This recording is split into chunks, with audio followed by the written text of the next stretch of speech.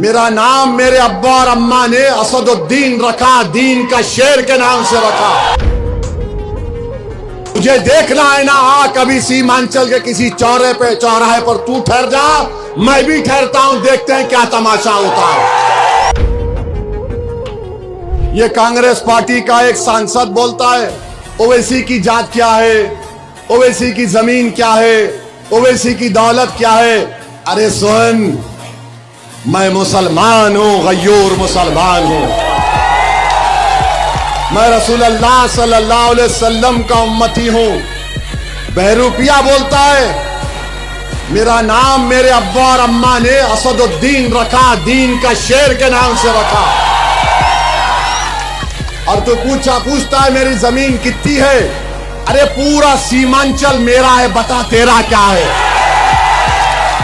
तुझे देखना है ना, आ कभी सीमांचल के किसी चौराहे पर तू ठहर जा, मैं भी ठहरता हूं, देखते हैं क्या तमाशा होता है। बोलता है ये वहां से आया।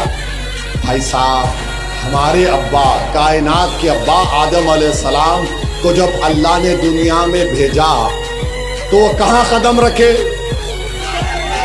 भारत में रखे। तो अब्बा की जमीन हुई नहीं हुई? अब अब्बा की जमीन में मेरा हक नहीं है तो क्या तेरा हक होगा? ज़बान का मुकाबला मत करो, सच्चाई को बयान करो।